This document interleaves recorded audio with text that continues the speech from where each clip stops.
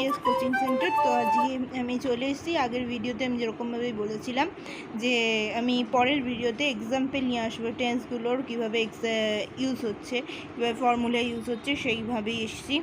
তো এবং অবশ্যই বলবো ভিডিওটা দেখার পর অবশ্যই সেটা চ্যানেলটাকে সাবস্ক্রাইব এবং লাইক, এবং অবশ্যই কেমন লাগলো কমেন্ট অবশ্যই করবেন। আচ্ছা, আমি প্রথমেই আসি। আমরা জানি সিম্পল টেন্সের ফর্মুলাগুলো খুবই নর্মালি থাকে, যেগুলো নর্মাল সেন্টেন্স হয় সেরকমই। তাই আমি সিম্পল প্রেজেন্ট, পাস্ট এবং ফিউচারের এক্সাম্পলগুলো আর এখানে উল্লেখ করছি না, তবে আমি পরের ডেসক্রিপশন বক্সে আমি অবশ্যই এটি উল্লেখ করে রাখবো, যদি কারোর দরকার হয় দেখে নিতে পারবে। তো আমি আসছি প্রথমেই তাই কন্টিনিউয়াস দিয়ে শুরু করেছি। প্রেজেন্ট কন্টিনিউয়াস টেন্সের ফর্মুলাতে আমরা আগের ভিডিওতে দেওয়া আছে, এবং আগের ভিডিওর লিঙ্ক আমি অবশ্যই ডেসক্রিপশন বক্সে দিয়ে রাখবো, অবশ্যই চাইলে দেখে নিতে পারেন। তো প্রেজেন্ট কন্টিনিউয়াস টেন্সে আছি আমরা। এখানে হচ্ছে I am eating an Apple. Formula অনুযায়ী আই হচ্ছে এখানে সাবজেক্ট এবং অ্যাম হচ্ছে এখানে ভার্ব। জানি এখানে বি ভার্ব বসছে, এবং ইটিং ভার্বের সঙ্গে আইএনজি বসছে, প্লাস এটা হচ্ছে অবজেক্ট। এরপর হচ্ছে পাস্ট কন্টিনিউয়াস। এখানে হচ্ছে সাবজেক্ট প্লাস বি ভার্ব বসছে, প্লাস ভার্বের সঙ্গে আইএনজি প্লাস অবজেক্ট।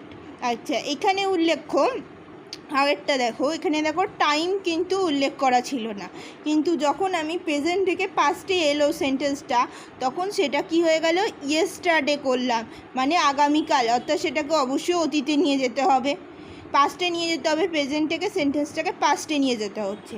এবং থার্ড হচ্ছে ফিউচার টেন্সে নিয়ে যাচ্ছি।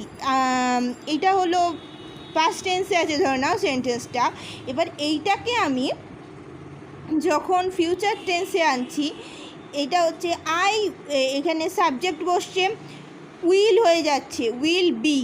উইলটা কি, উইলটা হচ্ছে ফিউচার টেন্সের ক্ষেত্রে আমরা উইল বা শ্যাল ব্যবহৃত হয়। বি, এখানে যেহেতু বি ভার্ব ইউজ হয়েছে সেখানে এই জন্য বি ভার্ব এনেছি আমি, এবং সেখানে সেই জন্য এসছি বি প্লাস ইটিং, ইট প্লাস আইএনজি, কারণ আমরা জানি ফিউচার কন্টিনিউয়াস টেন্সের ক্ষেত্রে যে ফর্মুলা আছে সেখানে আমাদের বি এর পড়বে, বি ভার্ব বসবে উইথ ইট ভার্বের সঙ্গে আইএনজি প্লাস অবজেক্ট। আচ্ছা, এবং সব থেকে উল্লেখ্য টাইম, যদি টাইম উল্লেখ করা থাকে তাহলে কিন্তু এখানে টাইম চেঞ্জ করতে হবে, টুমরো হয়ে যাচ্ছে, অ্যাট দিস টাইম, টুমরো আগামীকাল, অর্থাৎ এটা ভবিষ্যতে চলে যাচ্ছে। পরেরটায় চলে আসছি এবার আসছি পারফেক্ট টেন্সে। ঠিক আছে, প্রেজেন্ট পারফেক্ট টেন্স যেখানে হচ্ছে হ্যাপের ইউজ হয়ে থাকে, সাবজেক্ট প্লাস হ্যাপ বসছে plus eating plus an Apple plus I. এরপর হচ্ছে পাস্ট পারফেক্ট টেন্স, যেখানে হচ্ছে হ্যাড ভার্ব ইউজ হচ্ছে। আমরা জানি subject plus had plus verb 3 plus object, এবং সেখানে একইভাবে এখানে ভার্বের চেঞ্জেসগুলো আসে। এবং ফিউচার টেন্সের ক্ষেত্রে ফিউচার টেন্সের ক্ষেত্রে আমরা উইল ব্যবহৃত হচ্ছে, and then have verb use হচ্ছে, এবং দেন ভার্ব 3 এবং দেন অবজেক্ট। এবং অবশ্যই টাইম কিন্তু চেঞ্জেস আসছে, লাস্টের দিকে যে টাইমগুলো আসছে সেখানে কিন্তু যেন চেঞ্জেস আছে কি হচ্ছে কি সেটা একটা মাথায় রাখতে হবে, নাহলে কিন্তু সেন্টেন্সটা ভুল প্রমাণিত হবে।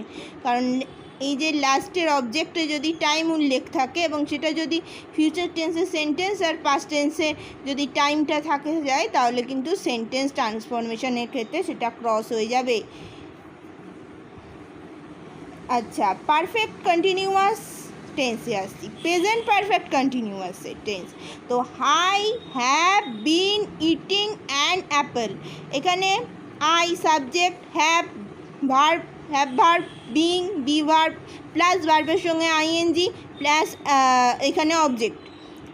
সেইভাবেই আমরা জানি পাস্ট টেন্সের ক্ষেত্রে হ্যাড ইউজ হয়, প্লাস বিং মানে বি ভার্বের জন্য প্লাস ভার্বের সঙ্গে আইএনজি, যেহেতু কন্টিনিউয়াস অ্যাডেড আছে, অ্যান্ড তারপর হচ্ছে অবজেক্ট। অ্যান্ড ফিউচার টেন্সের ক্ষেত্রে আমরা চলে আসছি পরে আই সাবজেক্ট, উইলটা হচ্ছে আমার ফিউচার টেন্সের ক্ষেত্রে ইউজ করতেই হবে, plus have verb plus being, এখানে হয়তো এনটা পড়েনি, তো প্লাস ভার্বের সঙ্গে আইএনজি প্লাস অবজেক্ট। আজকে এই পর্যন্তই, পরের ভিডিওতে আমি আবার আসছি এবং অবশ্যই ভিডিওটা কেমন লাগলো সেটাই কমেন্টে উল্লেখ করবেন এবং যার যার ভিডিওটা দেখছেন অবশ্যই সাবস্ক্রাইব করবেন এবং অল বাটনটা অন করে রাখবেন।